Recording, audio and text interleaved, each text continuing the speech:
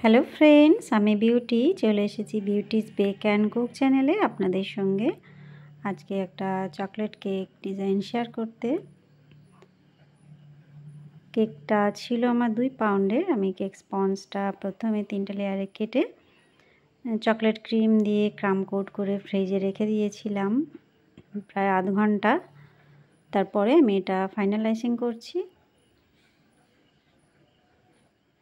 এটা আমি উপরেও ফের চকলেট দেবো আর কি, সেই কারণে আইসিংটা করে নিয়ে প্রায় 2 ঘন্টা এটা ফ্রিজে রাখবো। তারপরে এরপরে বাকি ডিজাইনগুলো করব।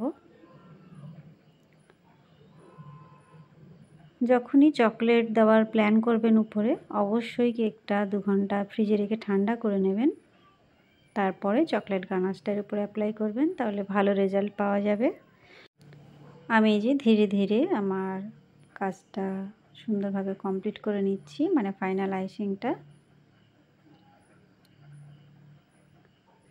একটু প্যালেট নাইফ দিয়ে উপরে একটা ডিজাইন করে নিলাম, কোনো প্রয়োজনই ছিল না, তবু এটা করে নিলাম, ফিনিশিংটা দিয়ে নিলাম সুন্দর করে। এখানে হচ্ছে এটা আমি হোয়াইট চকলেট গানাশ, তার সঙ্গে রেড কালার মিক্সড করেছিলাম, সেইটা দিয়েই কেকটা কভার করছি। সাইডে খুব বেশি দেব না, আমি গানাশটা নামাচ্ছি যেভাবে, যতটুকু পড়বে সেইটুকুই থাকবে, আর বাকিটা যেখানে যেখানে ফাঁকা মনে হবে সেখানে একটু ড্রিপ দিয়ে দেবো। এই ডিজাইনগুলো দেখতে ভালো লাগে, মানে সব সময় একই ধরনের না করে একটু অন্য কিছু ট্রাই করলেও দেখতে বেশ সুন্দর লাগে। আমি একটা স্পুন দিয়েই করছি, হয়তো যারা নতুন তাদের জন্য একটু অসুবিধা হতে পারে, অত টেনশন করলে হবে না, সব জিনিস প্র্যাকটিস করতে করতে এসে যাবে। আচ্ছা, এখানে আমি 1M নজেল নিয়েছি আর সাদা ক্রিম ভরে নিয়ে প্রেস করে করে আস্তে আস্তে উপর দিকে উঠছি। একদম সিম্পলের উপরে কেকটা রাখবো,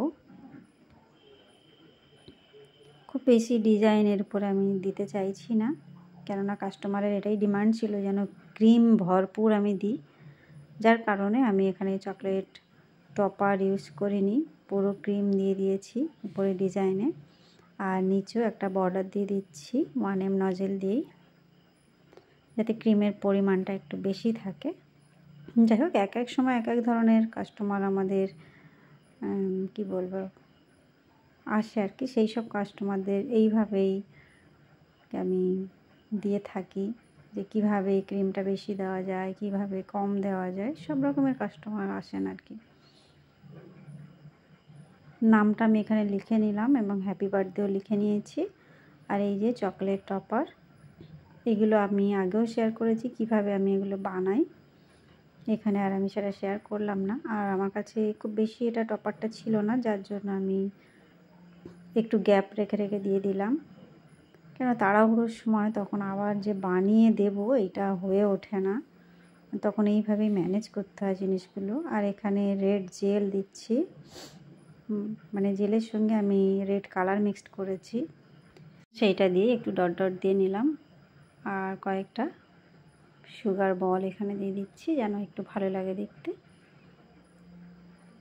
সিম্পলের উপরে কেকগুলো বেশ সুন্দর হয়, আপনারাও ট্রাই করতে পারেন। আমি ফেসবুক, ইনস্টা এবং ইউটিউব 3 জায়গাতেই আছি, আমাকে ফলো করতে পারেন এবং ভালো লাগলে অবশ্যই একটা লাইক করবেন। দেখা হবে নেক্সট ভিডিওয়। Bye bye.